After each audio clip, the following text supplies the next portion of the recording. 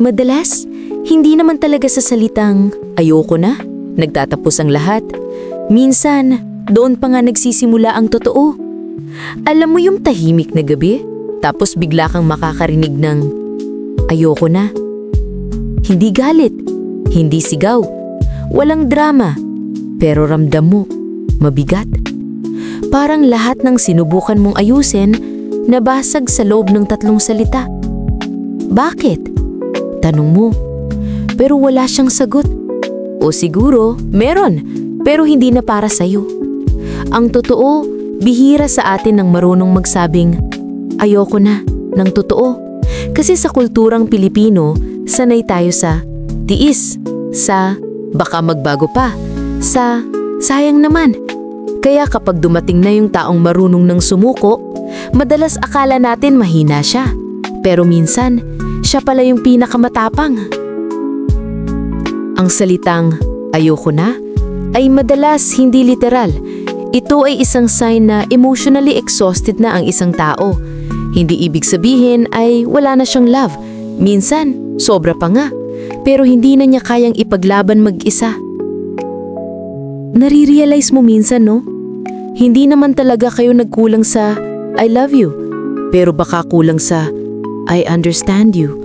Sa I hear you. Sa I'm still here even when it's hard. Kasi ang ayoko na, hindi lang pagtatapos. Isa rin yung mensahe ng pagod.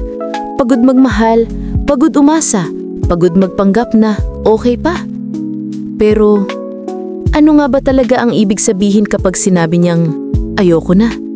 Hindi ba't minsan gusto lang niyang marinig mo na ayaw niya na sa sakit, pero hindi pa rin siya sigurado kung ayaw niya na sa'yo? Minsan, ang ayoko na, hindi ibig sabihin mahina ka. Minsan, ibig sabihin nun, matagal ka ng malakas. Matagal ka ng nagtiis, naghintay, umintindi, hanggang sa napagod ka na rin. Sabi nga ng mga psychologist, there's a breaking point in every giver. Hindi mo kasi mapupuno ang isang relasyon kung ikaw na lang lagi ang naglalagay.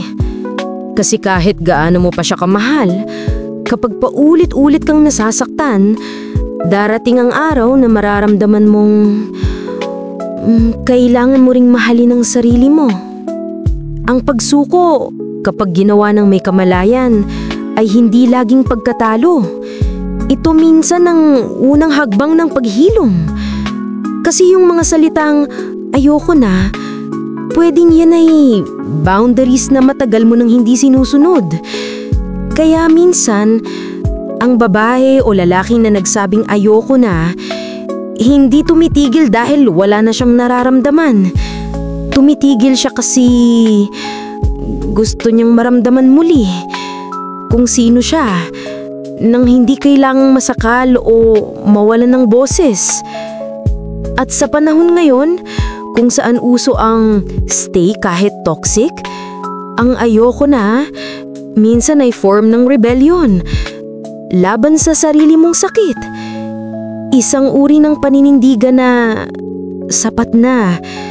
Ayoko nang ibigay ang kapayapaan ko sa taong ayaw ng kapayapaan sa akin. Pero may mas malalim pang layer dyan. Kasi minsan, hindi lahat ng nagsabing ayoko na ay sigurado sa desisyon nila. Minsan, test lang yan. Isang paraan para makita kung ipaglalaban mo pa ba sila o hahayaan mo na rin silang tuluyang bumitaw. Ang ayoko na, minsan hindi talaga ibig sabihing tapos na. Minsan, iyon ang pinakamalakas na sigaw ng isang pusong hindi na marinig. Kasi bago pa dumating ang salitang ayoko na, paulit-ulit mo na silang sinubukang abutin. Sinubukan mong ipaliwanag, sinubukan mong iparamdam, sinubukan mong ipagsigawan na kailangan mo lang ng konting effort pabalik.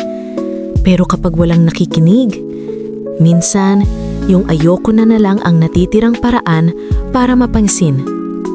Kapag sinabi ng partner mo na ayoko na, tanungin mo muna, Pagod ka na ba? O gusto mo lang maramdaman na may nakikinig? Kasi 70% ng ganitong sitwasyon, hindi pa talaga final yung desisyon. Cry for validation siya. Confirmation kung may halaga pa siya sa relasyon. Hindi mo alam, baka nung gabi na yon, umaasa pa rin siya na hahabulin mo. Nasasabihin mong, hindi, wag mo na, kaya pa natin. Pero ang nangyari, pareho kayong nanahimik at sa pagitan ng katahimikan nyo, doon tuluyang nalusaw yung mga hindi nasabing, mahal pa rin kita. Nakakatakot, no? Kasi sa relasyon, hindi lang salita ang nakakapagod. Yung hindi na pag-uunawa, iyon ang tunay na sumisira. Kaya minsan, yung ayoko na, hindi pa patapos na linya, kundi tulong na sigaw. Isang panawagang, pakinggan mo ako bago ako tuluyang mawala. Kaya kapag narinig mo yon mula sa taong mahal mo, huwag mo agad isipin na ayaw ka na niya. Baka gusto lang niyang maramdaman na may rason pa para gustuhin ulit. Pero paano kung sa pagnanais mong ipaglaban siya, siya naman ang pinili ng maglakad palayo? Hindi lahat ng ayoko na ay sigaw ng galit. Minsan, ito ang pinakamahinahon pero pinakamatapat na paraan ng pagmamahal. Kasi minsan, mahal mo pa rin siya. Sobra pa nga. Pero alam mong kung pipilitin mo pa, pareho na kayong masasaktan. At yung pag-ibig na dati nagbibigay ng saya, unti-unti nang nagiging dahilan ng pagkawala ng sarili. Kapag sinabi mong ayoko na pero tahimik ka lang, hindi ka umiiyak o nagagalit, madalas, ibig sabihin niyan, tinanggap mo na. You've reached the kind of love that no longer needs to possess, only to release.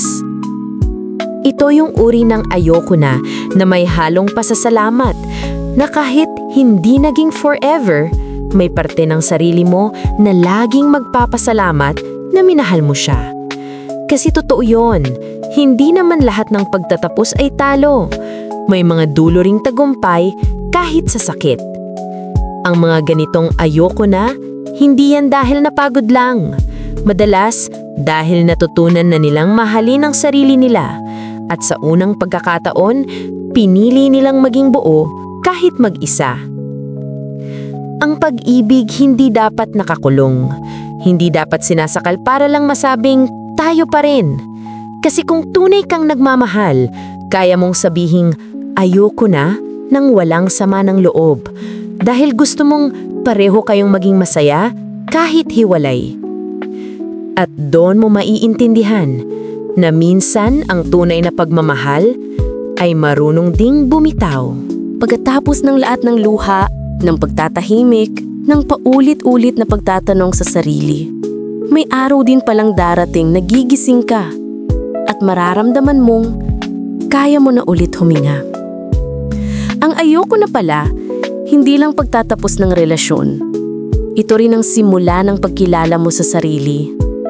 Kasi minsan sa sobrang pagmamahal natin sa iba, nakakalimutan na nating mahalin yung taong nasa salamin. Ang totoo, walang masama sa pagsuko kung sa dulo natutunan mong bumangon.